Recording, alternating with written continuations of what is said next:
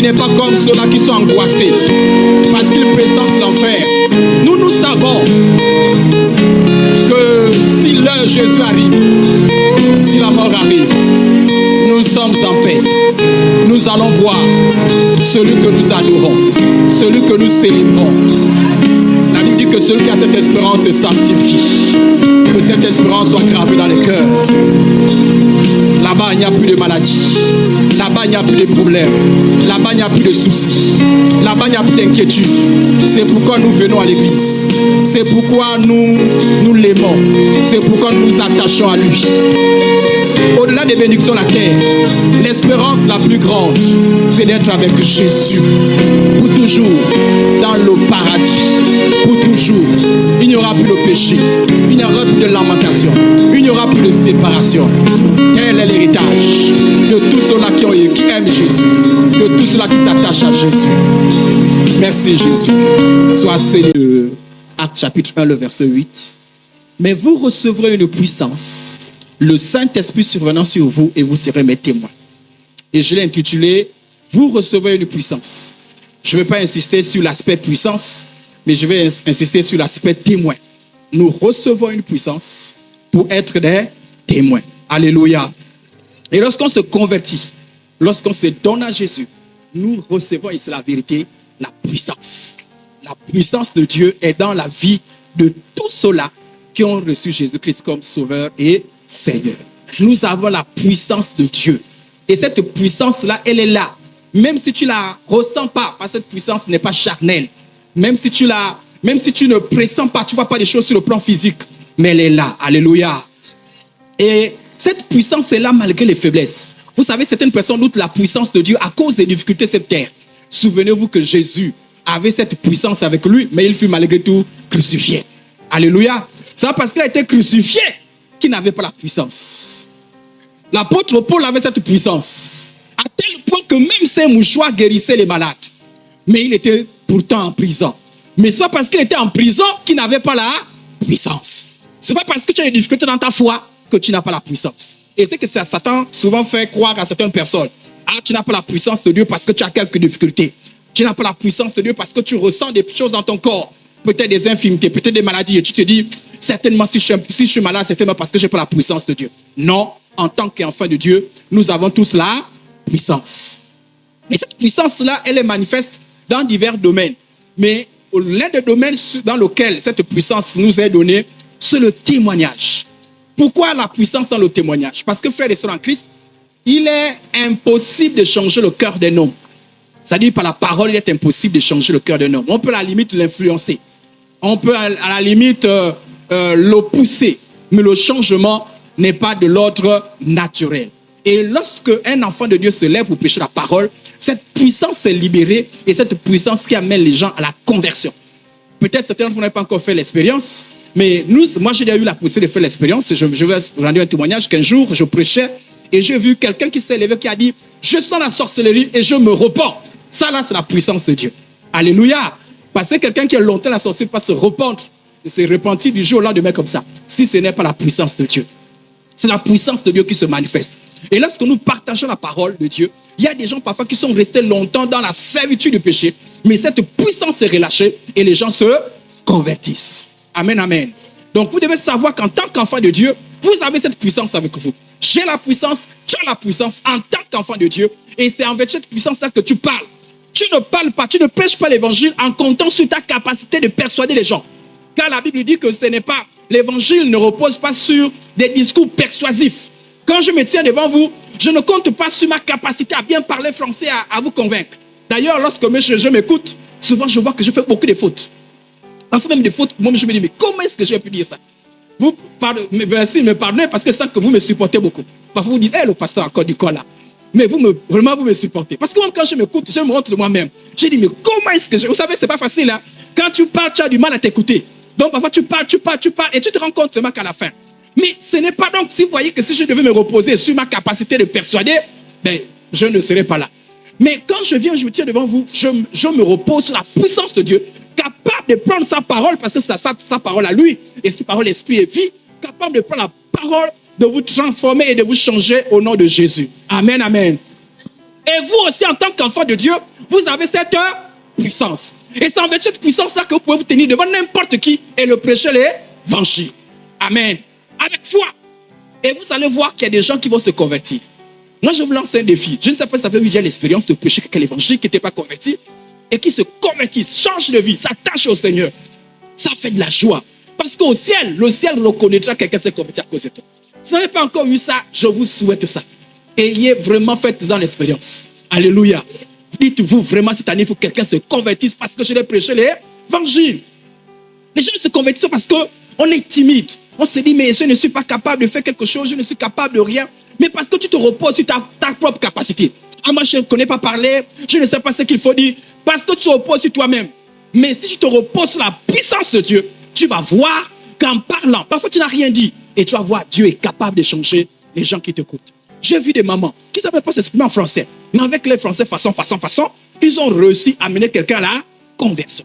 Parce que dès qu'ils ont eu le courage, ont eu l'audace, Dieu a utilisé leur bouche et le cœur a été transformé. Nous avons la puissance. Amen, amen. Et je disais que cette puissance, ça ne dépend pas de ce que tu vis. Même si tu as des bobos de santé, tu as la puissance. Même si on se moque de toi, tu as la puissance. Jésus était sur la croix, mais il avait la puissance. L'apôtre Paul était en prison. Certainement, les gens qui nous gardaient disaient, pauvre, voilà, quelqu'un, j'ai pitié de lui. Mais il avait la puissance. La puissance ne dépend pas de ce qui se passe en nous. Cette puissance, elle est spirituelle. Elle est là. Et elle se manifeste au besoin. Amen, amen. En tant qu'enfant de Dieu, tu as la puissance. Et ce matin, j'insiste sur la puissance pour impacter les gens, amener les gens à la conversion. Amener les gens à rentrer dans les candidats qui vont rentrer dans le royaume de Dieu. Frères et sœurs en Christ, l'une des choses que Jésus donne et que le monde ne peut donner, c'est l'espérance d'être un jour au paradis. Le monde, malgré toute sa technologie, ne te fera jamais rentrer au ciel. Seul Jésus fait rentrer au ciel. Le monde peut t'apporter la guérison. Le monde peut changer ta situation sociale, te donner un bon boulot, te donner beaucoup d'argent. Le monde peut te faire construire des maisons. Le monde peut faire tellement de choses. Mais faire quelqu'un rentrer au ciel, le monde est incapable de le faire. Aucun démon ne peut le faire. Seul Jésus peut le faire. Et c'est ça notre plus grande fierté, l'espérance. Alléluia. L'espérance du chrétien, c'est la plus grande fierté. Et la Bible dit que ça doit rester comme une encre. Une encre, c'est ce qu'on jette lorsque le bateau arrive au port. Mais pour que le bateau, par exemple, ne s'éloigne pas, on met quelque chose, c'est comme, je sais pas, c'est comme un gros fer qu'on lance et ça maintient le bateau. C'est une encre. C'est pour maintenir le bateau. Même s'il est costaud, mais l'encre va maintenir le bateau. La Bible dit que l'espérance est dans notre cœur comme une encre. Amen, amen. Alors, je vous ai présenté les 4 personnes dont il est probable que vous rencontrez jour après jour. Et il se peut que ces 4 types de personnes se retrouvent au milieu de nous ce matin. Dans la vie de tous les jours, parmi tes parents, parmi tes collègues, parmi tes condisciples, parmi tes voisins, soit tu as le païen, soit tu as le religieux, soit tu es un agent de Satan, soit tu es un rétrogradé, soit tu es quelqu'un qui est converti. Il y a les 4 catégories de personnes. Alléluia. Et en scène, je vais parler au total 5, mais je vais parler des 4 premières personnes. Quelle est notre attitude vis-à-vis de ces personnes? Ces 4 personnes, le religieux, le païen, le religieux, l'agent de Satan, tous n'ont pas la vie de Dieu. Celui-là, il avait la vie de Dieu, mais il a abandonné, il a rétrogradé et il a perdu la vie de Dieu. Mais toutes ces personnes, c'est les personnes que nous sommes censés rencontrer dans la vie de tous les jours. Et nous avons la puissance pour ramener ces personnes à Jésus. Nous avons la puissance pour communiquer la vie à toutes ces personnes. Alléluia. Et c'est l'une des choses, l'une des raisons pour lesquelles Jésus a donné la puissance. Il a dit, vous recevez une puissance et vous serez mes témoins. Dans la vie de tous les jours, sache que la personne avec qui tu parles, tu es son témoin. Tu es son témoin, il n'y a pas de hasard. Tu es son témoin. Et Dieu compte sur toi pour le partager, pour l'impacter, pour lui parler de l'évangile. Si tu es là ce matin, c'est sûr que quelqu'un t'a parlé de Jésus. C'est sûr. Rares sont les personnes qui se lèvent un beau matin seul. Très souvent, c'est quelqu'un qui t'a parlé de l'évangile.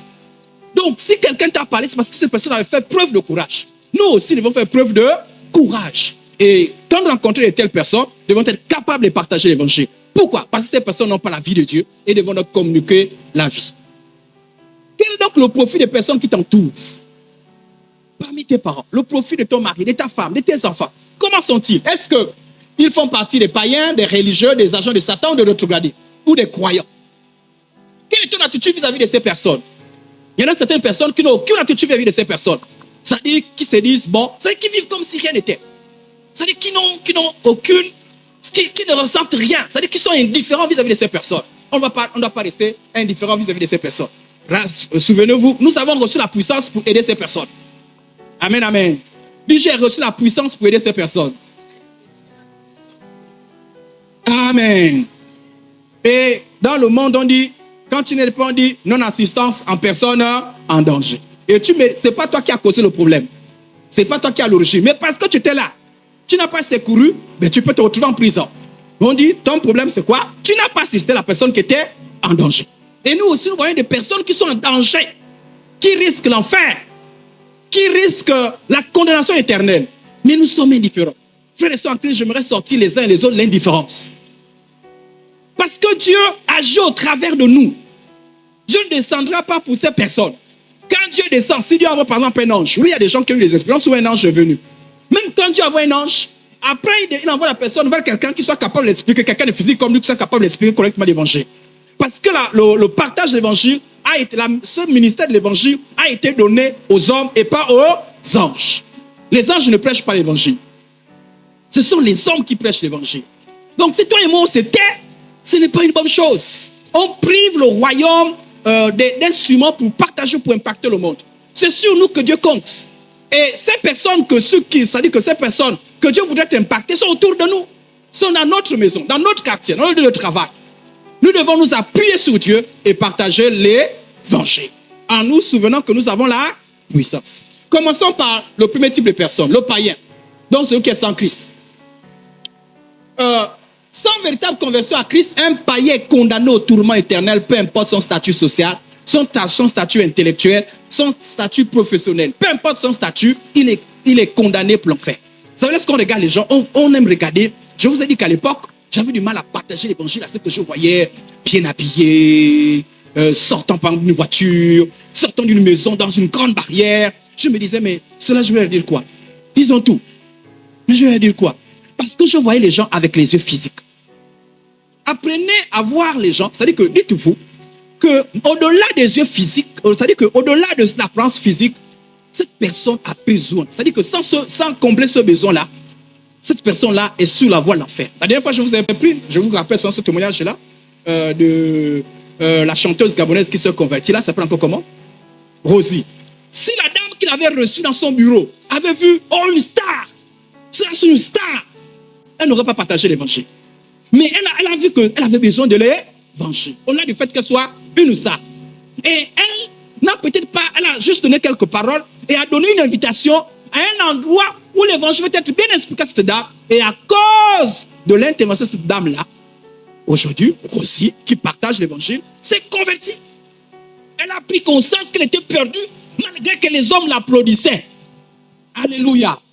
Malgré que les hommes l'applaudissaient, elle était perdue. Il y a des gens qui ont beaucoup d'argent mais qui sont perdus. Il y a des gens qui s'habillent bien mais qui sont perdus. Il y a des gens qui sont haut placés mais qui sont perdus. Donc si nous ne faisons pas attention, nous allons laisser des gens en enfer parce que nous sommes influencés par leur statut, par ce qu'ils présentent. Et parfois c'est nos parents. Vous allez voir que, j'espère que moi j'ai été délivré et je prie Seigneur que vous soyez aussi délivrés. Parfois parmi nos parents, on a toujours tendance à partager l'évangile à qui? À quelqu'un qui, dans la vie, c'est-à-dire que qui, par exemple, qui n'a pas de boulot, une personne qu'on voit, bon, qui est sans statut social, qui se cherche. C'est souvent cela qu'on dit, mais quand reçoit Jésus, oh. Mais même Jésus, on se dit parce que bon, Jésus est venu arranger son statut social. Mais quelqu'un qui descend de la voiture, et qui est là, et qui vraiment, qui dit, oh, j'ai été nommé directeur quelque part. Vous allez voir que rarement on le partage l'évangile. Parce qu'on est influencé. On se dit que bon, là vraiment il est arrivé. Mais non, frères et sœurs en Christ. Le pauvre comme le riche a besoin de l'évangile. Le ministre, le président, tout un chacun a besoin de l'évangile. Essayez, vous allez voir. Essayez. Prenez courage. Vous allez voir qu'il y a des gens parfois. Moi j'ai vu des gens à qui j'ai prêché l'évangile. Mais parfois, au départ, charnellement, je me sens impressionné par leur statut, ce qu'ils montrent devant moi. Mais quand Jésus prêchait l'évangile, j'ai vu combien ils sont ouverts. Comment ils ont été reconnaissants. Et ça dit comment ils ont montré comment ils ont dévoilé leur besoin de Jésus. Leur misère sans Jésus. Amen, amen. Pensez au salut de tous ceux qui s'approchent de vous. Regardez. Luc chapitre 16, verset 27 au verset 28.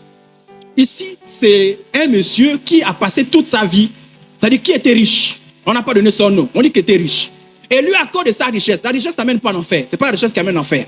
Ce qui amène l'enfer, c'est ceux qui, à cause de la richesse, refusent Jésus. Voilà ce qui amène l'enfer. Quelqu'un peut être riche, quelqu'un peut être président et être sauvé. C'est possible. Alléluia. Mais il y en a, c'est à cause de la richesse. Mais lui, dans sa richesse, a rejeté l'évangile. Et il s'est retrouvé en enfer. Et c'est Jésus qui nous raconte cette histoire. Il dit qu'en enfer, écoutez bien, en enfer, le riche dit, je te prie, donc, Père Abraham, il aperçoit de loin Abraham. Et il dit, envoie Lazare dans la maison de mon père, car j'ai 5 frères. Il dit, envoie Lazare dans notre maison. Là-bas, j'ai 5 frères. Quelle est la mission de Lazare? Il ne dit pas, envoie Lazare pour prier pour qu'il soit guéri. Il ne dit pas, envoie Lazare pour prier pour que la situation sociale change. Il ne dit pas, envoie Lazare pour prier pour qu'il soit marié. Pourquoi? Pour lui, pourquoi Lazare doit aller dans la maison de son père? Pourquoi? C'est pour qu'il leur atteste ces choses. Atteste quoi? Pour qu'il atteste que l'enfer et le paradis existent. Il y a des gens qui ne croient pas. Il faut leur répéter tous les jours que l'enfer et le paradis existent. Un jour, j'ai rencontré mes collègues. Et je lui parlais de Jésus. Et un jour, je lui ai dit, si tu ne te convertis pas, tu iras en enfer. Je lui ai seulement dit ça. Le gars, il m'a poursuivi. Il m'a dit, pourquoi tu m'as parlé de l'enfer? Et je marche, il marche. Il dit, pourquoi le chrétien parle de l'amour de Dieu? Pourquoi tu m'as parlé de l'enfer? Le monde l'a perturbé pendant des jours. Le lendemain, je me disais, bon, c'est parce que je venais de parler. Le lendemain, il me voit. Comment tu m'as parlé de l'enfer? Encore de toi, j'ai les pensées. Et puis, je me suis dit, c'est une bonne chose. Il faut que tu entendes encore que l'enfer existe. L'enfer existe. Le paradis existe.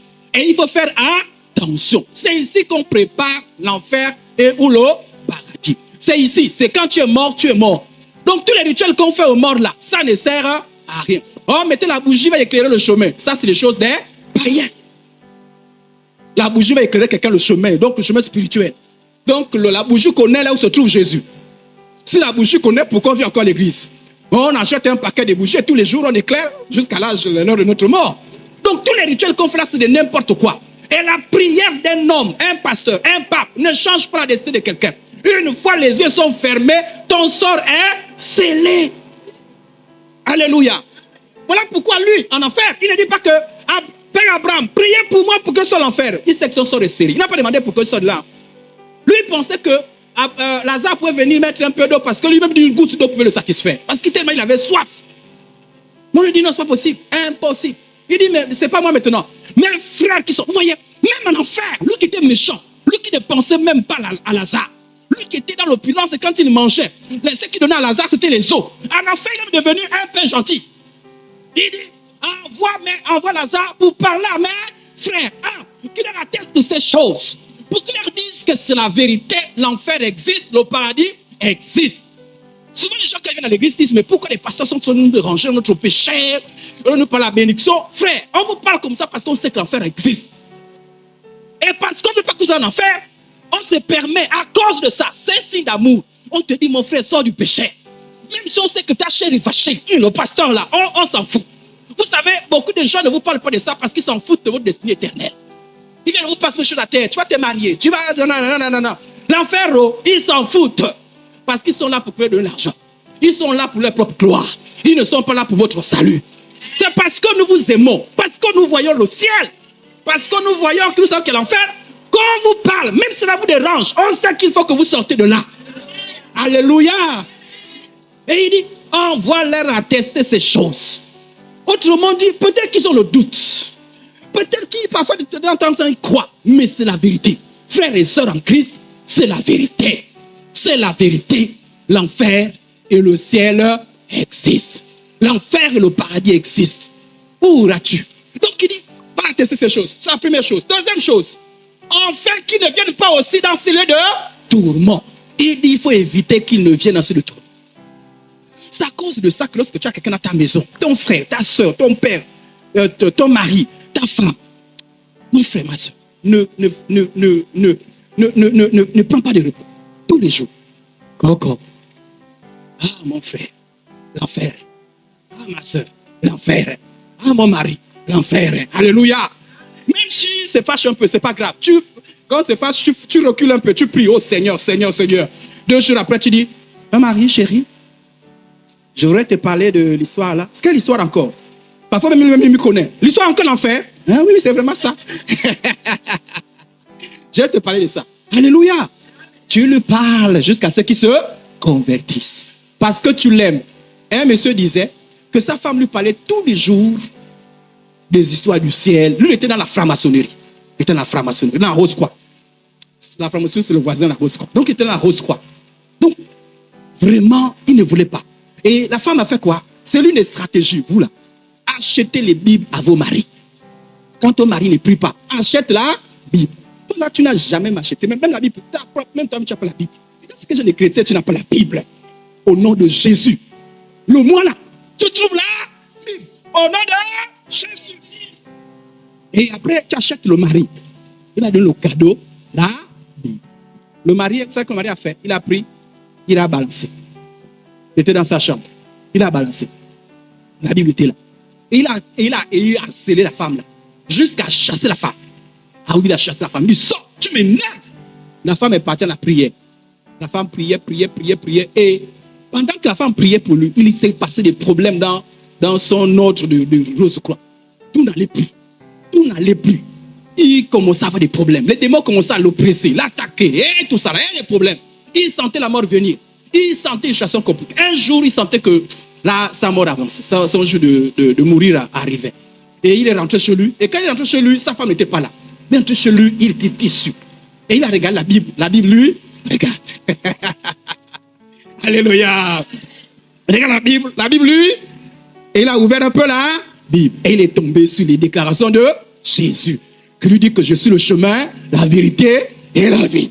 Il a dit, oh, le Jésus que ma femme priait là, ah, vraiment tu es là, je te reçois. Et sa vie a été changée.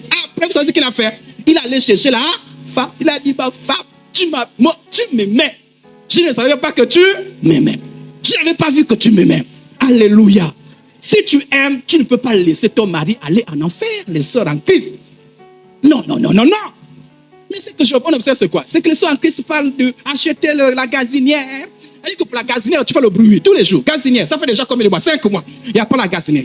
Mais l'évangile, tu n'as parlé qu'une seule fois. Et tu t'es arrêté. Tu as dit, chacun de nous, le salut est. Tu n'as pas dit que la gazinière est personnelle. Alléluia. Quand tu es un parent qui n'est pas sauvé, dès qu'il est à côté de toi, il y en a d'autres qui fuient. Mais quand il est à côté de toi, l'enfer, le paradis, amen, amen. L'enfer, vous savez pourquoi? Vous savez, frères et sœurs en Christ, lorsque quelqu'un a une situation, il y a des gens qui sont tellement endurcis que parfois Dieu permet que les situations compliquées. Quand il y a une situation compliquée, il y a des voix qui montent. Et généralement, c'est le dépôt qu'il y a eu. C'est-à-dire que quand quelqu'un a une situation compliquée, parfois c'est tout ce qu'il a entendu qui remonte. Mais si personne ne lui parlait, donc quand il s'assoit et se met à réfléchir, il n'y a que les voix des mauvais amis qui disaient ganga, d'autres qui lui disaient fais ceci, sacrifice. Il n'y a que les voix qu'il entend. Mais si tu l'as parlé de Jésus, ça remonte. Voilà pourquoi parfois certaines personnes, quand elles parlent, elles disent un jour, j'étais là, et puis je me suis souvenu de ce que ma collègue m'avait dit. Mais heureusement que tu as ouvert la bouche ce jour-là. Alléluia.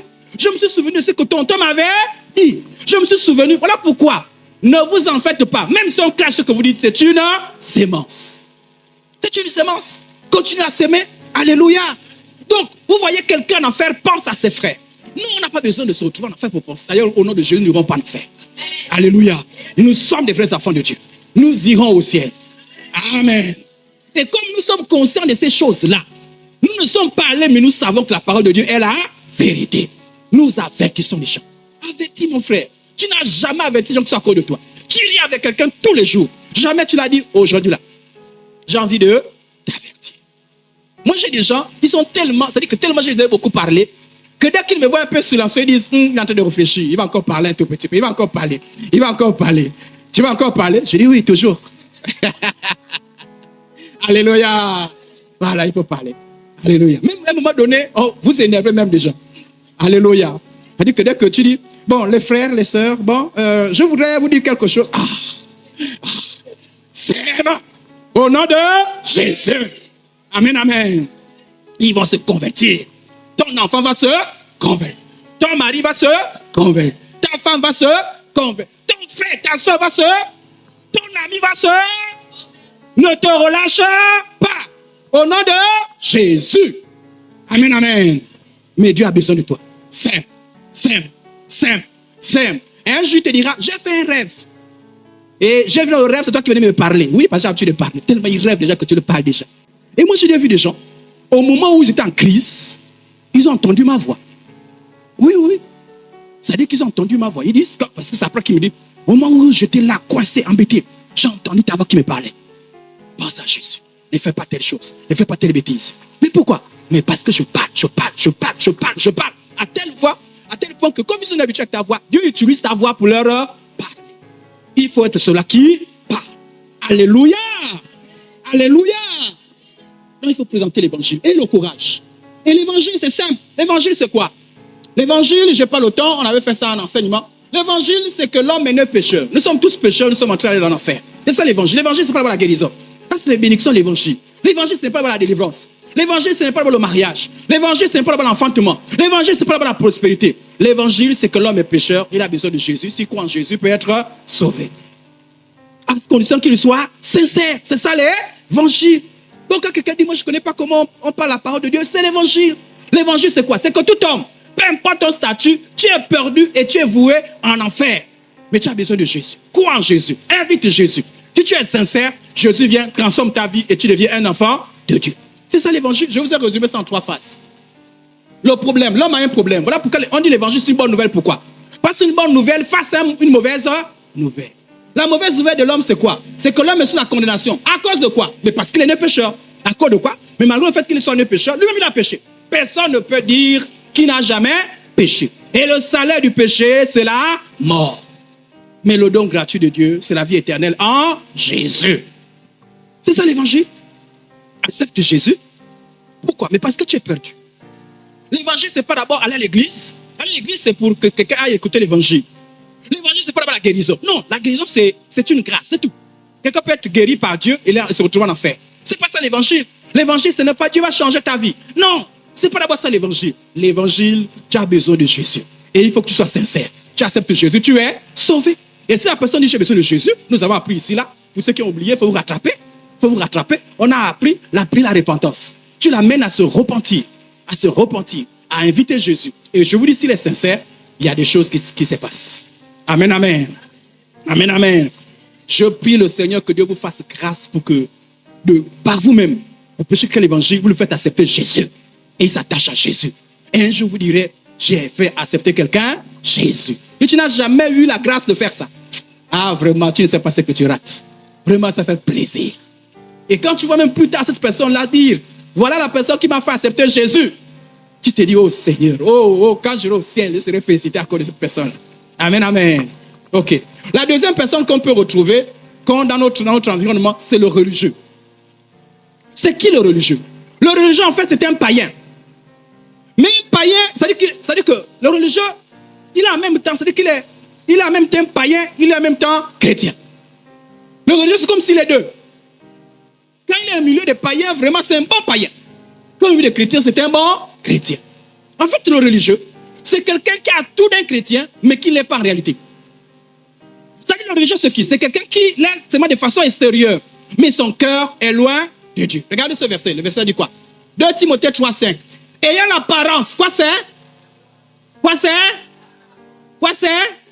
L'apparence de la piété. La piété, c'est quoi? C'est toute la vertu que quelqu'un présente. C'est-à-dire qu'ils ont l'apparence d'un chrétien. L'apparence d'un chrétien. On dit qu'il a tout. Il est même baptisé, il peut être baptisé. Mais on dit qu'il a l'apparence d'un chrétien, mais il renie ce qui fait la force. C'est-à-dire qu'il a l'apparence d'un chrétien, mais ce qui fait réellement de quelqu'un un chrétien, il a rejeté ça. Ah oui, hein? Ce n'est pas le baptême qui fait de quelqu'un un chrétien. Même s'il faut se baptiser. Ce n'est pas la Sainte Seine. Ce n'est pas le fait de servir Dieu. Ce n'est pas le fait de donner les offrandes. Ce n'est pas le fait d'être tous les jours à l'église. Toutes ces choses sont bonnes. Mais ce n'est pas ça qui fait de quelqu'un un enfant de Dieu. Mais le religieux, il fait toutes ces choses. Il fait toutes ces choses. Mais en fait, son cœur n'est pas transformé. Son cœur n'est pas... C'est ce qu'on appelle le religieux. Et le religieux, il est mal. Pourquoi? Parce que le païen, au moins, il est conscient qu'il est païen. Mais le religieux, c'est-à-dire que quand le problème avec la religion, c'est que le diable intervient. Le diable te donne une fausse assurance. Le diable te dit qu'en fait, tu es sauvé. Il y a des religieux qui pensent qu'ils sont sérieusement sauvés. Malgré leurs péchés, malgré leur vie de désordre. Ils croient qu'ils sont sauvés. Ils croient que Dieu va faire une exception pour eux. Que non, ils sont sauvés, ils jeûnent, ils prient, ils font les offrandes. Dieu va comprendre les problèmes et Dieu va malgré tout les sauver. C'est une fausse espérance. C'est ça le religieux. Le religieux, c'est quelqu'un qui est chrétien de forme. Il n'y a que la forme, il n'y a que l'apparence. Mais en fait, en réalité, il n'est pas sauvé. Comment on sait qu'il n'est pas sauvé? Il n'est pas sauvé.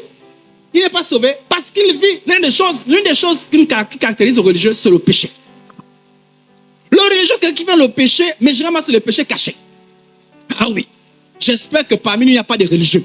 C'est-à-dire c'est quelqu'un qui est là, mais il vit dans le péché caché. Généralement, le religieux, c'est des gens qui savent. C'est par exemple quelqu'un qui est dans l'ivrognerie et qui fait tout pour montrer, pour faire voir que je suis un ivrogne.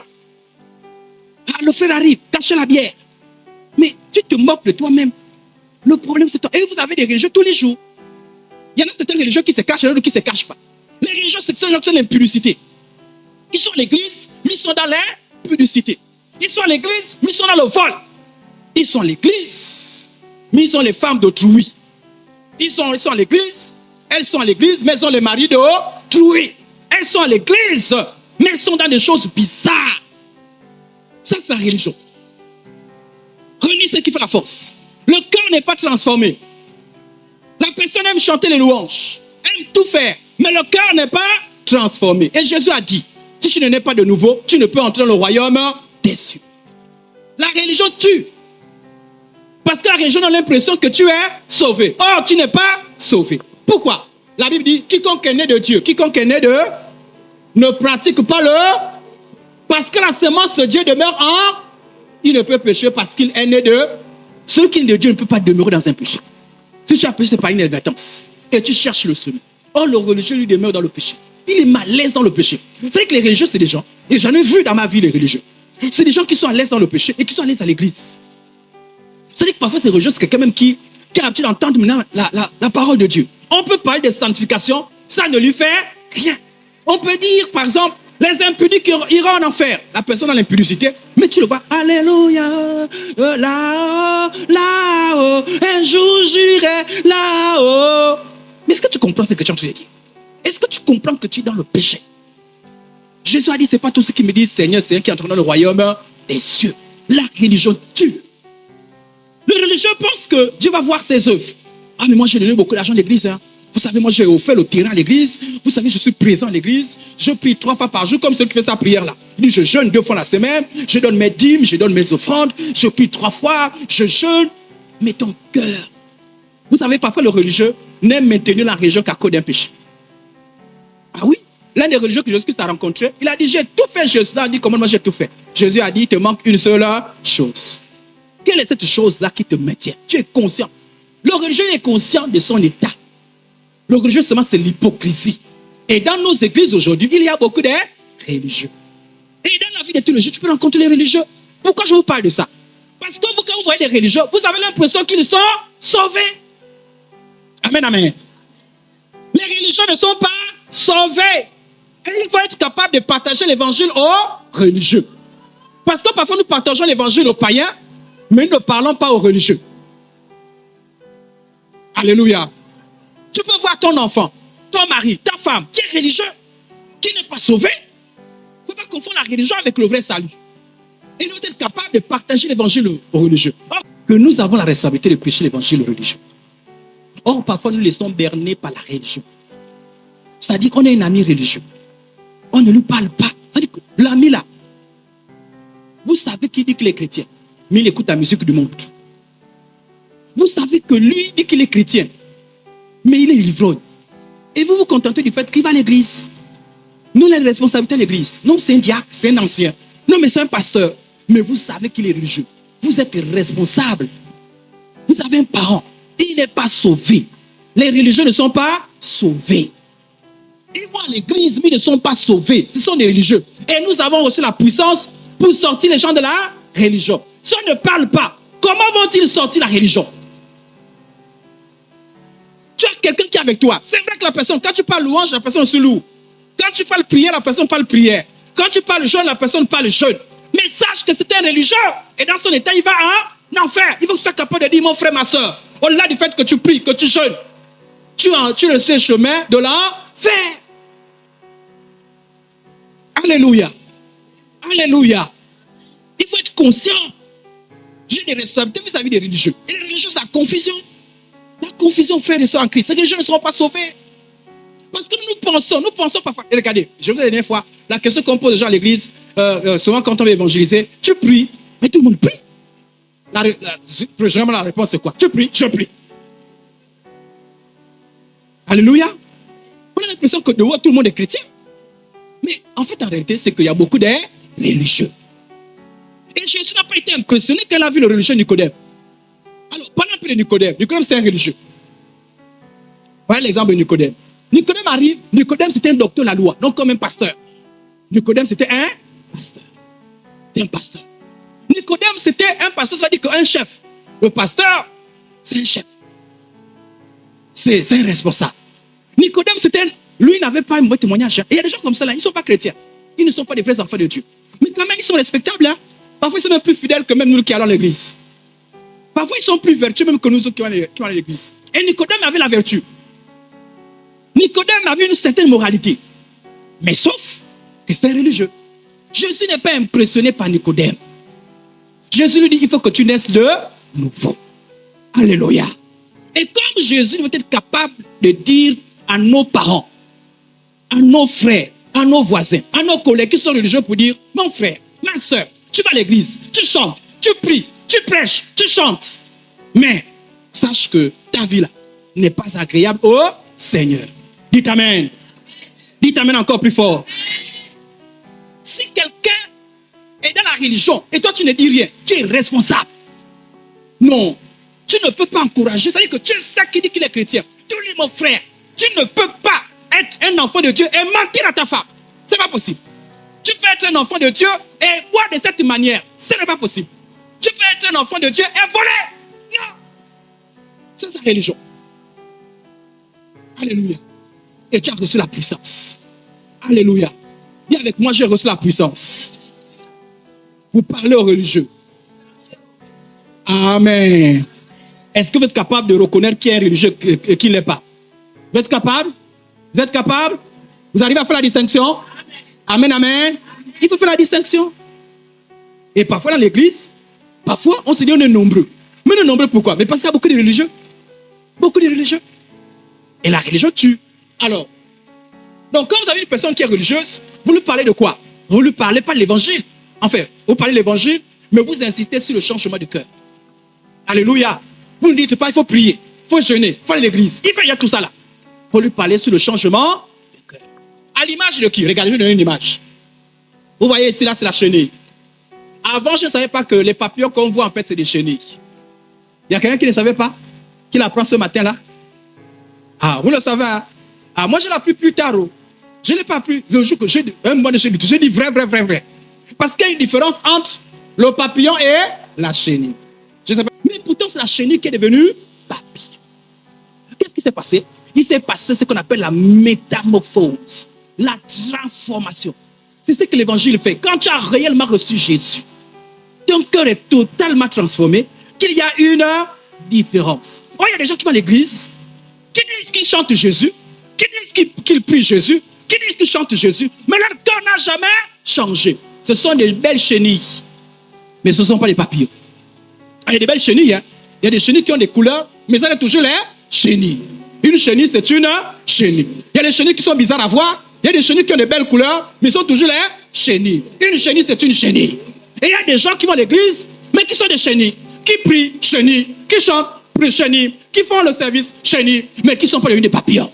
Pourquoi? Parce qu'ils ne sont pas passés par la métamorphose. Et la métamorphose, c'est la nouvelle naissance. Et toi, n'aie pas les yeux fermés. Tu es capable de dire, tu regardes, ça c'est encore un chrétien chenille. Il faut que tu sois transformé. Oh, alléluia, à l'église aujourd'hui, on a chanté, on a prié, on a jeûné. Tu n'es pas impressionné par ça. Tu dis, mon frère, tu as fini? Vraiment, tu as besoin de naître de nouveau. Amen. Mais je te dis que là-bas, je prêche. Non, c'est bien. Mais tu as besoin de naître de nouveau. Parce que ton cœur n'est pas transformé. Et si ton cœur n'est pas transformé, tu n'es pas sauvé. Tu deviens bon ami. Tu deviens bon parent. Mais si tu es un chrétien chenille, et tu lui dis, oh, vraiment, c'est mon frère en Christ, c'est ma sœur. Non, mais vraiment, je vais aller avec lui au ciel. Mais toi, tu as les yeux fermés ou quoi? Amen. Voilà la troisième catégorie de personnes que vous pouvez rencontrer, les agents de Satan. Oui, un agent de Satan, c'est un païen. Mais un païen qui est au service de Satan. C'est-à-dire qu'il est, c'est pas qu'il est agent de Satan comme ça. Tout un chacun qui n'est pas converti, et toute personne qui n'est pas Jésus peut être utilisée par Satan. Vous savez ça, non? Alors faites attention, hein. Vous qui aimez bien vous attacher aux païens, là. Un païen, Satan peut l'utiliser pour te conduire en erreur. Voilà pourquoi on dit qu'attention, mauvaise compagnie. Là même, Dieu nous utilise, non? Il y a des moments où je suis là, je peux être là ce matin. Qui sait? Peut-être que Dieu peut donner une parole que moi je ne connais pas, mais le Seigneur met dans mon cœur et je te parle. Même moi, je ne sais pas où c'est venu. Et tu sais, ah, comment le pasteur a su ça? C'est Dieu qui l'a donné ça. La même manière, Satan aussi inspire ces gens. Tous ceux qui ne sont pas convertis peuvent être utilisés par Satan. Alléluia. Alléluia. Mais je ne parle pas de ceux-là qui sont utilisés seulement. Je parle de ceux-là qui sont conscients, qui sont au service du mal. Et parmi ces personnes qui sont au service du mal, on peut trouver ceux qui sont par exemple la sorcellerie. Un agent de Satan, généralement, il est possédé par un démon. Par exemple, les sorciers, les occultistes, ils ont des démons. Un agent de Satan, c'est quelqu'un qui a un démon. Il a un démon. Pas un démon qui l'amène à faire des expériences sur le plan spirituel. Alléluia. C'est des gens qui détiennent certaines connaissances du monde spirituel et qui détiennent certaines capacités. Ils sont capables d'envoûter, de manipuler. Ils sont capables de rendre malade. Ils sont capables d'influencer. Ils sont capables de faire des blocages. Ce sont des agents de Satan. Mais parmi les agents de Satan, il y en a certains qui se déguisent. Car Satan se transforme en ange de lumière. Certains agents de Satan sont les pasteurs. Oui. Des pasteurs qui se déguisent. C'est un agent de Satan, mais il dit que c'est un pasteur. Il n'est pas un pasteur. Lui, il vient. Il va avoir le ganga. Il va avoir le ganga. Vous faites tomber les gens. Vous faites crier. Et voilà pourquoi, frères et sœurs en Christ, vous aussi, quand dans une église, vous faites que tomber, vous ne changez pas. Vous voyez pas que c'est suspect. Alléluia. Vous ne faites que tomber. Attention. Mais comment? Non, vraiment. Il y en a certaines personnes, tous les dimanches. Attention, lève-toi. Et il vient. Lève-toi. Allez, lève-toi. On fait, lève-toi un peu. Tu ne vas pas tomber. Hein? Lève-toi. Et il fait. Et tu fais semblant de tomber. Donc tu t'assois. Oh, le pasteur puissant. Ou bien il est là. Lève-toi. Il fait comme ça. Et quand il fait comme ça, tu bouges. Quand il fait comme ça, tu bouges comme ça. Tu fais comme ça, tu bouges comme ça. C'est l'hypnose. C'est la manipulation. Même les païens le font. Même les gens qui font les pratiques le font. Ça t'amène à quoi? Tu es là, on fait comme ça. Ça ne sert à rien. Et qui on applaudit? Le pasteur. Il est puissant. Alignez-vous. Et il vient. Il prend sa veste. Il fait comme ça. Et vous tombez. Oh, pasteur puissant. Je m'en dis toc-doc. Et il vous fait ça tous les spectacles, tous les dimanches. Vous savez que parmi vous, il y a quelqu'un qui va tomber. Il amène un à un. Viens. Ta vie ne change pas. Pareil. Tu participes à sa gloire. Un arrêt puissant. Ce sont les agents de Satan. Je vous dis la vérité. Parmi nous, les pasteurs, il y a des gens qui font du fétichisme, de l'occultisme. Ils le font parce que ce qu'ils font, c'est quoi? C'est qu'ils ont l'argent. Ils veulent votre argent. Ils veulent la gloire. Ils ne veulent pas vous amener au ciel. Voilà pourquoi, cela, vous venez dans la fornication. Il n'y a pas de problème. Mais c'est un problème. Tu peux voler. Est-ce que c'est un problème? Non, tu peux faire tes choses à toi. Sachez que tu remplis l'église. C'est tout. Lui, t'es béni. Fornication, béni. Ivrogne, diacre ancien.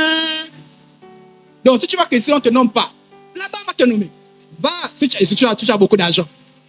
Mieux encore, tu as une voiture, tu gardes, tu descends. Même si tu es un infidèle, comme ce n'est pas permis, tu as 5 femmes dehors, tu as l'argent, tu es nommé tout de suite. Ce sont les agents de Satan. Donc, l'agent de Satan, il n'y a pas que le sorcier. Pourquoi je dis qu'il faut faire attention avec ces gens-là? Parce que la même manière que les sorciers amènent la malédiction, et aussi amènent la malédiction. Ah oui. Parfois, ils tuent parfois ils tuent leurs fidèles. Ah oui. Ils causent beaucoup de divorces. Ils causent beaucoup de dégâts. Ils se nourrissent spirituellement de vous. Et quand ils sont en contact avec les démons, dont ils font les cultes, c'est vos noms qu'ils amènent. Certains même parfois vous prennent pour vous baptiser dans leurs rivières fétiches.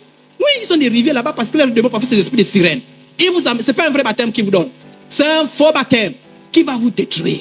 Ouvrez les yeux, frères et sœurs en Christ. Le monde devient dangereux.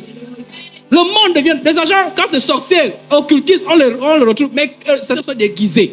Déguisés. Ils deviennent pasteurs. Ils parlent. Faites attention. Ne courez pas n'importe comment. J'avoue que c'est difficile aujourd'hui. Parfois, tu ne sais même plus, il faut aller prier. Tu ne sais même pas. Ils sont nombreux. Ils font la magie. Et ils ont des réseaux. Hein. Ils sont en réseau, frères et sœurs en Christ. C'est des réseaux de pasteurs. Mais faites attention. Faites attention. Donc, il y a des agents de Satan. L'agent de Satan a besoin de l'évangile. Il faut prêcher l'évangile à l'agent de Satan. La dernière fois, le pasteur vous a donné comment on prêche l'agent. Maintenant, je vous donne l'attitude qu'il faut avoir vis-à-vis de l'agent de Satan. On va prendre quelques exemples. Voilà par exemple Acte 8, verset 13. Simon le magicien. Voilà quelqu'un. Ce qu'on vous dit là, ce n'est pas seulement de notre époque. Depuis quand l'église a commencé, ces choses existaient. Voilà un monsieur, l'église commence. Les chrétiens se réunissent. Et lui vient s'infiltrer parmi les chrétiens. On l'appelait Simon lui-même cru. Ah, j'ai oublié le premier. Au début, on l'appelait Simon le grand. La grande puissance. Aujourd'hui, on va dire fire, bishop, tri-bishop, quadri-bishop. Voilà pourquoi même parfois nous les pasteurs ne nous respectent même plus parce qu'on n'a pas les mêmes noms que les gens du dehors là. Ah oui, moi je vous connais, hein, vous les fidèles. Vous respectez les gens du dehors là-bas, vous les tri-bishop, les quadri-bishop. Votre pasteur, vous ne le respectez pas. Parce que votre pasteur ne fait pas tomber tous les jours. Alors vous respectez toutes ces choses-là. Donc, lui, on l'appelle la grande puissance. Mais sauf que sa grande puissance, c'était dû à la magie. Et la Bible dit, quand les apôtres sont arrivés, ils ont prêché le vrai évangile et les gens se sont convertis. Et Simon lui-même a cru. Oui, voilà un agent de Satan qui a cru. Il s'est converti. Mais malheureusement pour lui, c'est à cause de ça que les agents de Satan, la conversion des agents de Satan, c'est difficile. Ah oui, ça, il faut que je vous dise. Voilà pourquoi certains pensent que les agents de Satan, il ne faut pas les prêcher l'évangile. Moi, je ne vous enseigne pas ça. Certains pensent que les agents de Satan, il faut les envoyer le feu. Feu! Je vous ai dit, ce n'est pas biblique. Envoyer le feu n'est pas biblique. Dans l'Ancien Testament, oui, Élie a fait descendre le feu qui a consumé 50 personnes. Un jour, les disciples, je vous ai dit ça, voilà, vous suivez les choses. Nous sommes dans le temps de la grâce, dans une nouvelle dispensation. Jésus marchait avec ses disciples et ses disciples disent, Jésus, cela nous embête trop. Certains, ils ont pensé à ce qui s'est passé avec Élie. Ils ont dit, Jésus, veux-tu que nous appelons le feu qui descend du ciel et qui les consume? Jésus dit, arrêtez-moi ça. Vous ne savez pas de quel esprit vous êtes animés. Donc, l'histoire d'envoyer le feu là, vous tenez ça tout. Jésus interdit ça. Qui vous a donné la permission? L'apôtre Paul enseigne qui va envoyer le feu. Le feu n'envoie pas sur les hommes. Le feu n'envoie sur les démons. Jésus a dit, à moi la vengeance, à moi la rétribution. Jésus a dit, bénissez ceux qui vous... Le sorcier fait quoi? Il m'a dit non. Toi, tu fais quoi? C'est que de la Bible. Faites du bien à ceux qui vous font du... Ah, il m'a bloqué. Donne-lui un verre à boire. S'il a besoin de boire, donne-lui à boire. Amen, amen. Donc, envoyez le feu. Vous là-haut. Vous là-haut. Oh. Oh. Quand tu dis fire, c'est les démons. Fire, fire, fire les démons. Mais ne dis pas, vous savez, des gens... Moi, j'ai fréquenté des endroits. On vous dit amener même les photos. La personne que tu soupçonnes. Ah, vous là. Voilà pourquoi je vous ai dit que Dieu a dit, laissez-moi régler ça. Parce que parfois, la personne que tu soupçonnes n'est pas un vrai sorcier. Ah oui, faites attention à l'histoire là. Donc, tu amènes la photo. On accuse mon oncle. Peut-être qu'il n'est même pas sorcier. Ah oui, ces histoires-là, voilà pourquoi il faut attention. De la même manière que tu accuses quelqu'un, il y a quelqu'un aussi, ta nièce là-bas qui est en train de t'accuser. Oh, pourquoi je me pense à ça? Qui est en train de t'accuser aussi. De la même manière que tu emmènes la photo de quelqu'un, on amène aussi ta photo. Vous n'avez jamais vu, hein? Le jour que vous allez découvrir qu'on est en train de mettre fire sur vous là, c'est qu'on dit, hey! Amen, amen. Donc, dans cet milieu, on dit, amenez les photos.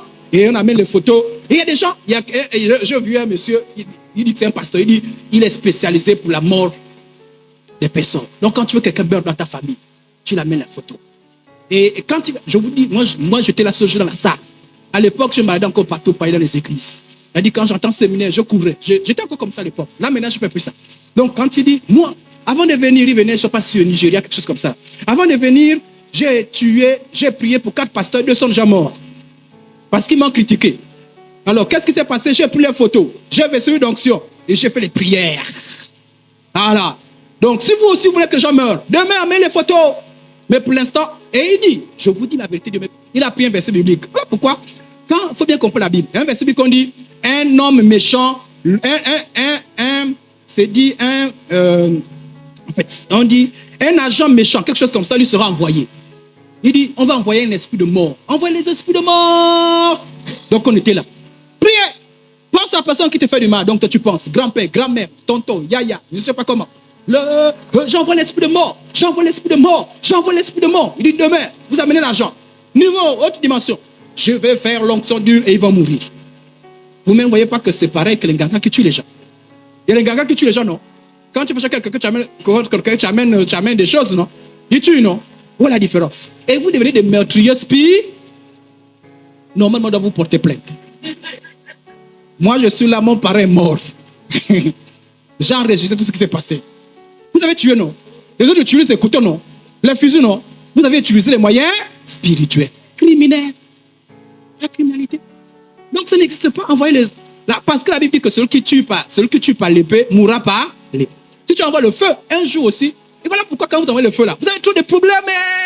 Parce que vous vous envoyez le retour à l'envoyeur. La position fait le retour à l'envoyeur. Et parfois, je suis étonné de voir 2 personnes qui se contre-attaquent dans 2 assemblées différentes. Oui. C'est-à-dire que, pas dans la MIF. Oui, il y a le feu du mal. Je vais envoyer le feu. Pas là-bas. Pas là-bas. Il y a le frère Idriss qui me envoie le feu. Donc, et les pasteurs qui sont ici. Et les pasteurs sont là-bas. Feu, fire. Les sorciers. Et les sorciers qui sont déguisés en chrétiens qui s'envoient le feu. Et après, alléluia. Donc, non, il n'y a pas de feu. Ici, mais je vais vous donner quelques exceptions. Écoutez-moi bien. On est ensemble? Je peux encore avoir quelques minutes? Ok, donc ici, il a cru, mais il était faux. Il était faux. Pourquoi? Parce qu'il était toujours en soif de la puissance. Les gens de Satan, c'est qui les importe la puissance. Puissant, fire. Voilà pourquoi ils font tomber les gens. Voilà pourquoi ils font des spectacles. Pour rien. Et puis, oh non, je vois ta maison. Elle est en bleu. Ouais, prophétesse. Tu as 2 sœurs. L'une sœur s'appelle Jacqueline, prophétesse. Tu as un numéro de téléphone, 06 04. Frère. 04 06, t'as fait quoi? Non, sérieusement. 04 06, t'as fait quoi? Rien du tout. Ça ne fait. Tu as 3 sœurs, oui. La première sœur, c'est Jacqueline. Ouais. Deuxième sœur. Mais les Nganga le font même mieux que eux. Je vous dis. Pitié. Donc ton église, tu t'es résumé à ça. Non. Alléluia. Mais voilà quelqu'un à qui on a prêché l'évangile. Il a fait sembler se convertir. Et les apôtres ont vu qu'il avait encore parce qu'il dit, il veut de l'argent pour qu'il ait la puissance du Saint-Esprit. On lui dit non, mais ça ne s'achète pas. Tu as un mauvais cœur. Alors, je donne un autre exemple d'un agent de Satan. Alors, il y avait un monsieur, l'apôtre Paul était en train de prêcher l'évangile. Maintenant, écoutez-moi bien.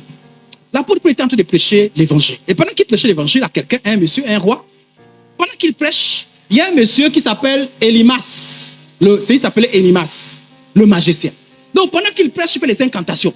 Il prêche les incantations pour que le roi ne se convertisse pas. L'apôtre Paul s'est retourné. Oui, ça peut arriver. C'est des exceptions. Qu'est-ce qui s'est passé? L'apôtre Paul s'est retourné à s'adresser à ce monsieur. Il a dit, homme plein de toute espèce de ruse et de fraude. Fils du diable. Fils de quoi? Voilà pourquoi j'ai parlé d'agent de Satan. Ennemi de toute justice. Ne seras-tu point de pervertir les voies du droit du Seigneur? Maintenant, voici la main du Seigneur. Et sur toi, tu seras aveugle. Et pour un temps, tu ne verras pas le soleil. Aussitôt l'obscurité et les ténèbres tombèrent sur lui. Et il cherchait en tâtonnant des personnes sûres pour le guider. Ça peut arriver. Oui, frères et sœurs en Christ, ça peut arriver. Que quelqu'un s'oppose à l'action de Dieu. Et Dieu inspire à son serviteur de proclamer des paroles de malédiction. Ça peut arriver. Ce n'est pas quelque chose de général. Mais exceptionnellement, un pasteur peut livrer quelqu'un au diable pour que cette personne-là soit châtiée parce que la personne a osé. Ça peut arriver. Ah oui, ça peut s'agir de certaines personnes. Regardez, c'est le même principe. On est ensemble? C'est le même principe de ce que vous appelez livrer quelqu'un à Satan. Voilà pourquoi ce qui vient de jouer dans les églises. Quelqu'un sous l'onction du Saint-Esprit peut te livrer à Satan. Te livre à Satan. Et j'ai vu des gens comme ça là. C'est-à-dire qu'il est venu se moquer des hommes de Dieu. Il a été livré et automatiquement sa vie s'est arrêtée le même jour. Oui, les hommes de Dieu ont l'onction. Vous aussi, vous avez l'onction. On peut livrer, mais ce n'est pas un jeu. On ne blague pas avec ça. Un pasteur ne blague pas avec les gens livrés à Satan. Oui, voilà pourquoi vous voyez Satan. Un pasteur qui tout le temps qui vous menace. Un peu quelque chose. Je vous livre à Satan. Un peu quelque chose. Fuyez-les là. C'est un méchant. Sinon, pour de vrai, il va vous livrer au démon. Ah oui, parce qu'il a l'autorité. Donc, quand vous voyez quelqu'un qui vous menace tous les jours, fuyez là. Alléluia. Ce n'est pas quelque chose dont on doit utiliser tout le temps. Non. Mais ça peut arriver que quelqu'un. C'est comme Élisée. Vous avez entendu l'histoire de l'Élisée. Pendant qu'il marchait, il avait la chauve. C'était un prophète Élisée. Et les enfants se moquaient de lui. Oh, chauve, chauve, chauve, chauve, chauve, chauve, chauve. Qu'est-ce qui s'est passé? Il a livré ces enfants-là aux esprits méchants. Et qu'est-ce qui s'est passé? Les ours sont sortis, ont dévoré les enfants. Ah oui, voilà pourquoi. Ne cherchez jamais les plans avec les hommes de Dieu. Oh oui, il faut rester tranquille. Parce qu'il y a une certaine autorité. Il te livre, tu es foutu. La Bible dit ce que lui sa terre est lié dans les cieux. Ce que vous délirez est lié dans ce que vous délirez sur la terre est lié dans les cieux. Si, il y a une autorité. Il ne faut pas que je me cache ça. Il y a une autorité. Un pasteur peut te livrer à ça. Possible. Voilà pourquoi il faut respecter. Possible. Mais ce n'est pas un jeu. Et il ne peut pas te livrer aussi n'importe comment. Tu n'as rien fait, te livrer n'importe comment, ça ne marche pas.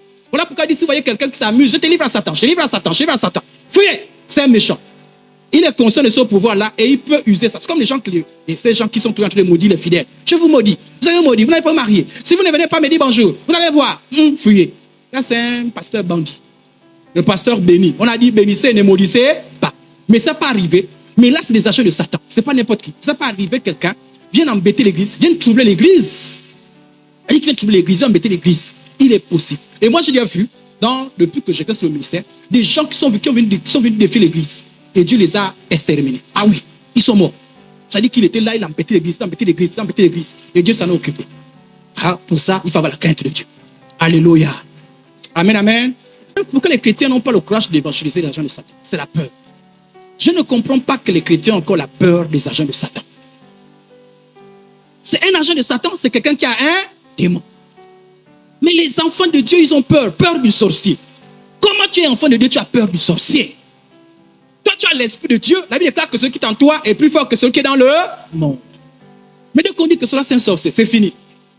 Si tu as salué, la main là, tu vas laver dans le sel, l'huile spirituelle, le citron spirituel. Ça c'est des choses. Normalement, regardez le verset là. Normalement, il faut avoir ces textes-là en tête. Nul ne tiendra contre vous. L'Éternel, votre Dieu, répondra comme il vous l'a dit, la frayeur et la crainte de toi sur tout le pays où vous marcherez. J'enverrai ma terreur devant toi, je mettrai en dehors tous les peuples. Ça veut dire quoi? Qu'en réalité, entre un agent de Satan et un enfant de Dieu qui a peur, qui doit avoir peur? Un agent de Satan. Mais aujourd'hui, qu'est-ce qui se passe? Maintenant, ce sont les enfants de Dieu qui ont peur. Au nom de Jésus, ça change. Dis, ça change.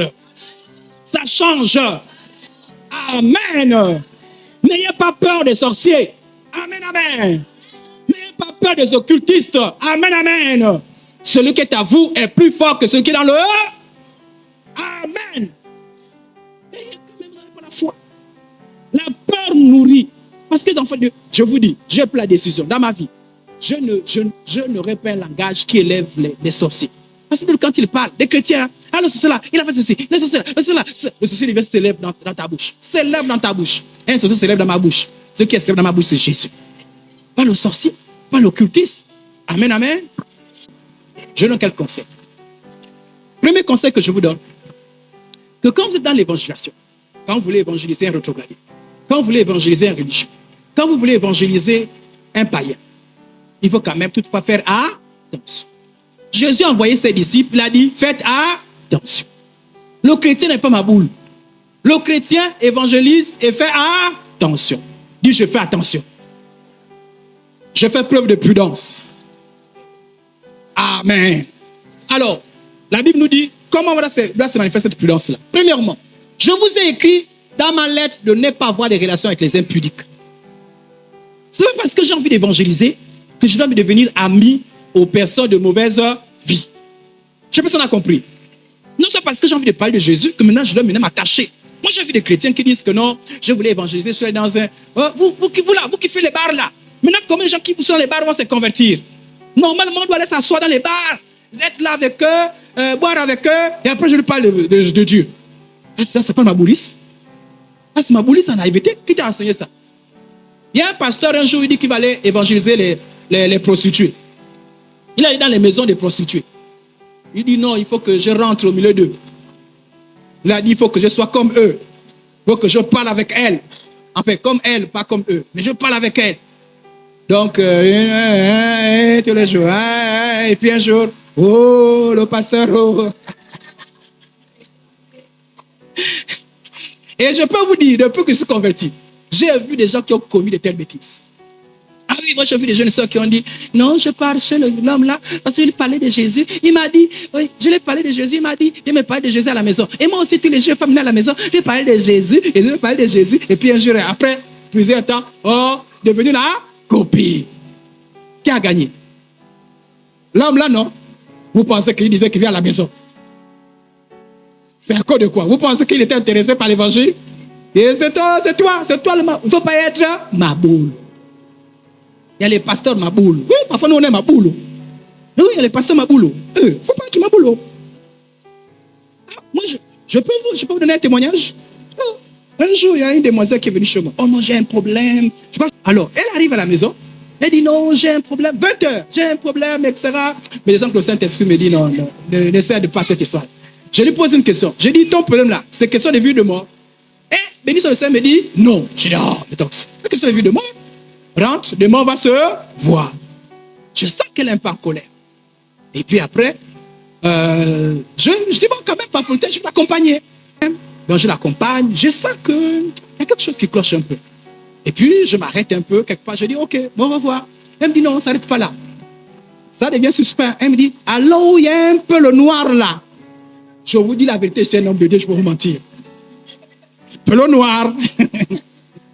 Il y a encore, je t'ai dit comment se voir demain. Non, non, j'ai envie de te parler. J'ai dit, mais demain, non. Dit, non, là, j'ai envie de te parler. J'ai dit, on se parle demain. Et pendant que je dis, elle s'énerve. Elle me dit, tu fais le malin, pourquoi? Je dis, ah! Tu penses que je ne sais pas? Je sais que tu as beaucoup de copines à l'église. Oui, comme je vous parle comme ça, là. Moi, je veux aussi être une copine. Ah là là là là, je me suis énervé. Ah, je me suis énervé. Et je me suis dit, retiens-toi. Je lui ai dit seulement, rentre. Que Dieu t'accompagne. On s'est retrouvés à l'église. Elle est dans l'église. Et pendant l'église, comme on avait deux cultes, elle était là. Et je lui ai dit, maintenant je vais te voir. Elle était courageuse. Hein? Elle voulait le frère à Christ. Elle voulait que je devienne son petit copain. Donc quand j'ai dit, je vais te voir, elle était contente. Je l'ai amenée, puisqu'à l'époque, on avait des bureaux. Je suis responsable, on avait des bureaux des responsables. J'ai amené au bureau responsable. Bien avant d'amener au bureau, j'ai plus une soeur responsable. J'ai dit, soeur en Christ, tu es libre? Elle m'a dit oui. J'ai dit, va m'attendre au bureau. Donc, je dis, viens. Elle pense qu'on n'est que deux. En temps, il y a un piège là.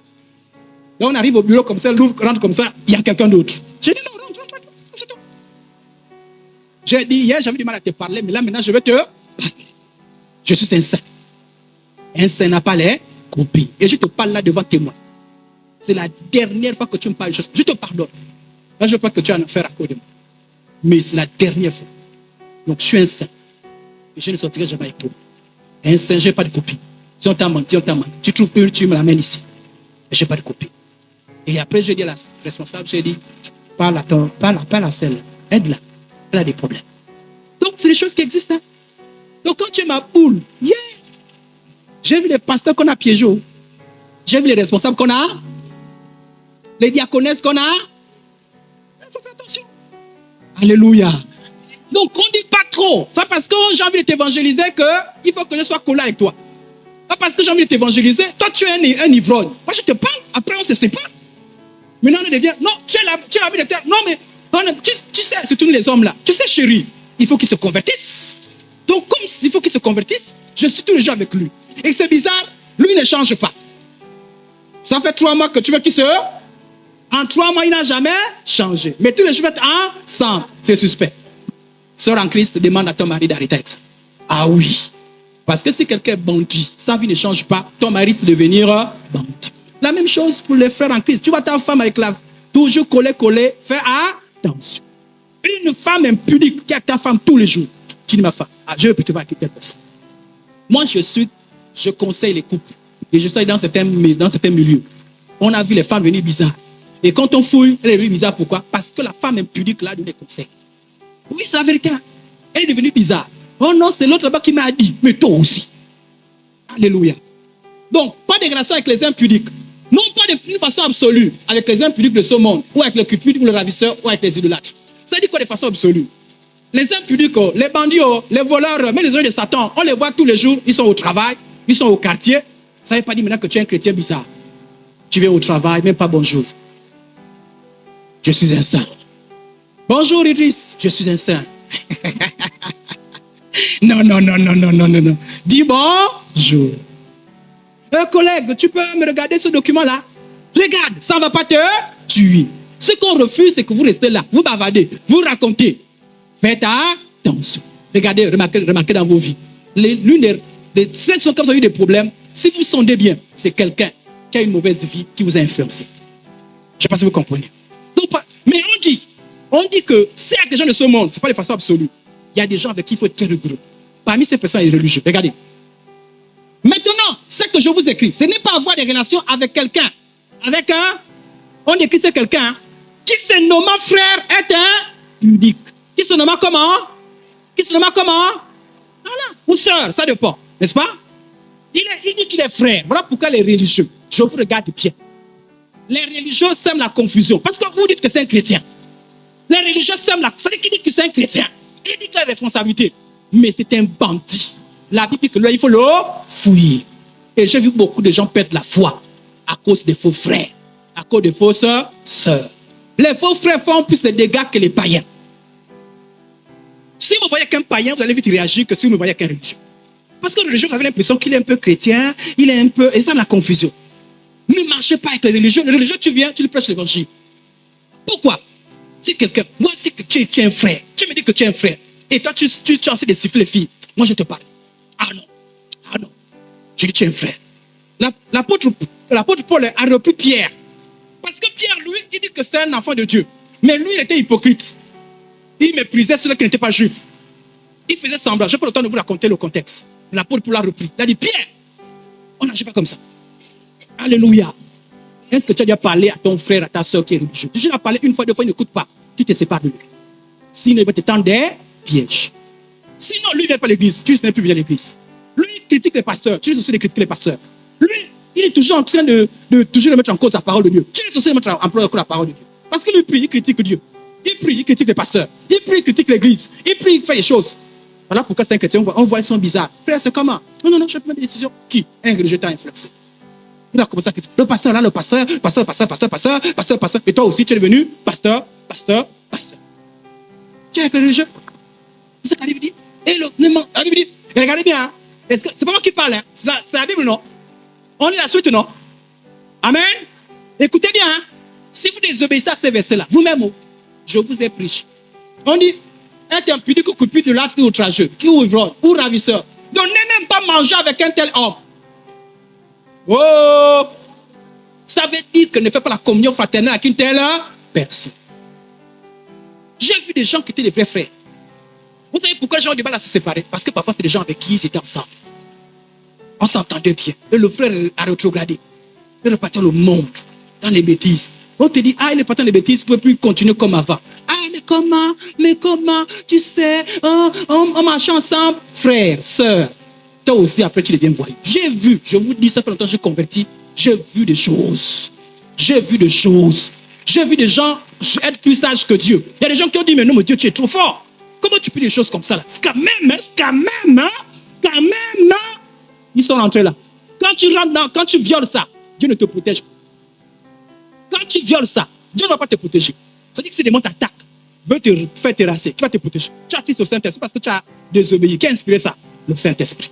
Amen. 2 Thessaloniciens 3:6. Nous vous recommandons, frères, au nom du Seigneur Jésus-Christ, de vous éloigner de tout frère qui vit dans le désordre et non sur les instructions que vous avez reçues. Ça, c'est biblique. Donc, même quand je parle à un religieux, je fais attention. Quand je parle à quelqu'un, je fais attention. Jude, sauvez ceux, regardez bien, j'aime bien le verset. La dernière fois, je vous ai fait lire ça. Sauvez ceux qui peuvent l'être. Quand tu as les gens du dehors, un agent de Satan, un païen, on dit sauver ceux qui peuvent l'être. Parce que tout le monde ne sera pas sauvé. Ne vous leurrez pas. Tout le monde ne sera pas sauvé. Il y a les religieux qui iront en enfer. Il y a des païens qui n'entreront pas dans le royaume dessus. Il y a des occultistes qui ne se convertiront jamais. Il y a des faux pasteurs qui ne vont jamais changer. Ils se sont pervertis et ils sont continués comme ça. Il y a des gens qui ont rétrogradé, ils vont rester dans les bêtises. La Bible dit que tu peux sauver, tu sauves. Mais d'autres, et la pitié. C'est-à-dire que tu regardes, tu as pitié, tu pries, c'est la pitié comme, ah Seigneur, retouche chaud, mais tu ne t'en approches pas. On dit, mais et avec la crainte, c'est-à-dire que tu ne les touches pas. Alléluia. Tu te tiens de loin. Est-ce qu'on a compris? Tu te tiens de loin. Tu tiens de loin. Avec toi, je m'assois. Toi, tu fais la prophétie, tu es impudique. Toi, tu parles de la puissance de Dieu, tu es dans le désordre. Moi, je m'assois avec toi. Si moi, je m'assois, c'est pour te parler. Pas pour que tu me parles des choses. Tu me parles de tes bêtises et tout ça. Et si ton frère pêche, va et reprends-le. Écoutez bien. On dit, si tu arrives à le gagner, une bonne chose. Je vais vite. S'il ne t'écoute pas, tu prends 2 personnes. S'il n'écoute pas, tu dis à l'église.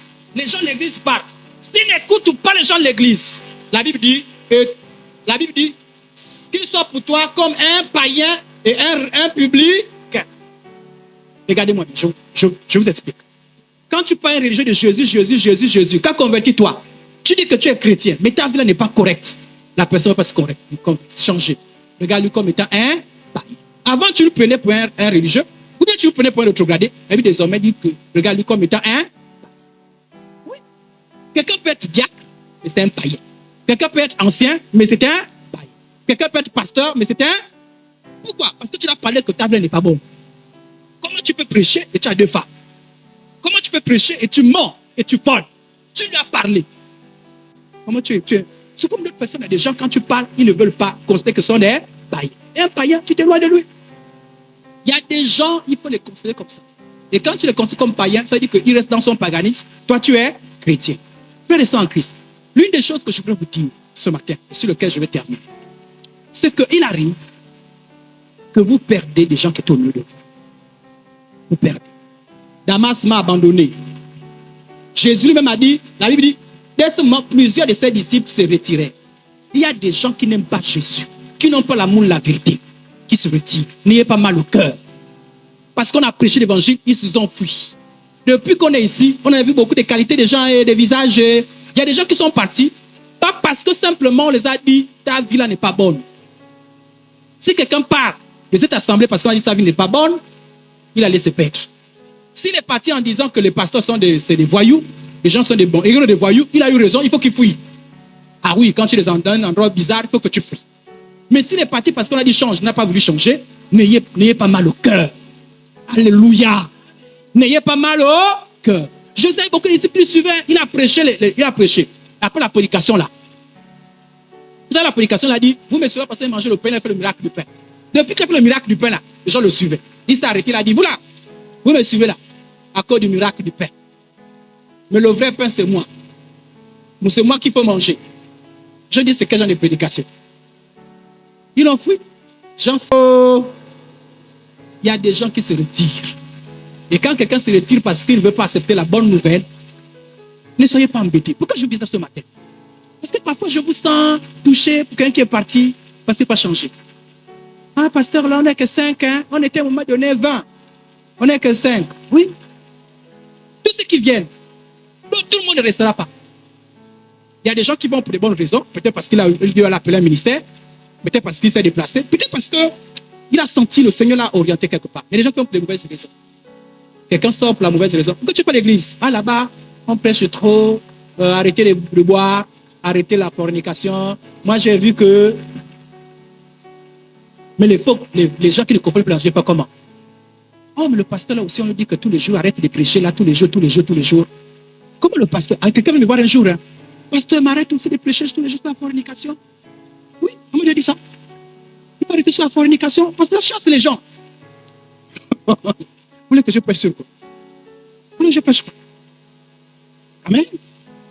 Non, je vous dis, quelqu'un veut me voir. Depuis que je suis chrétien, je dis non, pasteur, arrête, il y a des prédications quand même. Hein? Quand tu me dis ça. Si c'est votre assemblée, je ne prêcherai même pas. Quand tu me dis que je ne prêche pas la sanctification, ça c'est quel genre de choses. Mais quand on prêche, quand vous avez mal au cœur, quand les gens se retirent à cause de la sanctification. Oh, on peut se regarder. On est ensemble. Pourquoi vous avez mal au cœur quand quelqu'un se retire à cause parce qu'on a prêché la sanctification? Pourquoi vous avez mal au cœur? Vous voulez le voir perdu au milieu de nous et on biaise les choses, quoi. On dit la vérité. Alléluia. Est-ce qu'on a chassé? C'est la parole de Dieu qui l'a chassé, non? Jésus avait dit cela, partez. Et vous savez ce que Jésus a fait? Après que certains sont partis, il a regardé ce qui restait. Il a dit, voilà, partez. Les autres ont dit quoi? Il a dit, Simon Pierre lui répondit, Seigneur, à qui irons-nous? Tu as les paroles de là. Nous, on veut que les gens qui sont ici là restent parce qu'il y a les paroles de là. Mais il ne faut pas qu'ils restent parce qu'on leur ment. Non, je ne mentirai jamais quelqu'un. Je vous dis la vérité. Même si c'est une seule personne qui soit sauvée, vraiment tu es sauvé. Parce que nous, on sera jugés. Hein. Si je vous mens, je serai juge. Moi, je fais. L'église, ce n'est pas mon histoire. Moi, je ne suis pas mort pour quelqu'un. L'église, ce n'est pas un business. L'église, je prêche l'évangile. Donc, j'ai accepté. Si je ne veux pas faire ce que Jésus dit, je démissionne. Hein? Parce que démissionner, parce qu'il veut toutes les choses de Jésus compliquées. Mais si j'entends les choses de Jésus, je fais exactement ce que Jésus a dit. Si Jésus dit qu'on prêche la sainteté, je prêche la sainteté. Donc, si tu es dans la sainteté, mon frère, quelqu'un abandonne Dieu à cause de la sainteté. Ne sois pas embêté, ne sois pas triste. Ne sois pas, vous les frères, laissez quand même, on prêche la sainteté. Alléluia. Tu as le mari de Trouy, on te dit, laisse le mari de Trouy. Alléluia. Tu es un voleur. Même si tu donnes 100 000 fois à l'église, tu es un voleur. Renonce au vol. Et si tu pars, mon frère, tu n'as pas l'amour de là. Voilà pourquoi je félicite. Que ce qui est de la foi, mais qui reste là. Que Dieu vous bénisse. Que Dieu vous change. Que Dieu vous transforme. N'ayez pas peur de Dieu. Même si on prêche la parole, ça fait mal au cœur. Dites seulement, Seigneur, je veux changer. Seigneur, change-moi. Ne fuyez jamais Dieu. Parce que c'est Dieu-là qui vous transforme. Alléluia. Que Dieu vous bénisse. Est-ce qu'on peut rendre gloire au Seigneur? Prions tous ensemble. Là-haut, là-haut.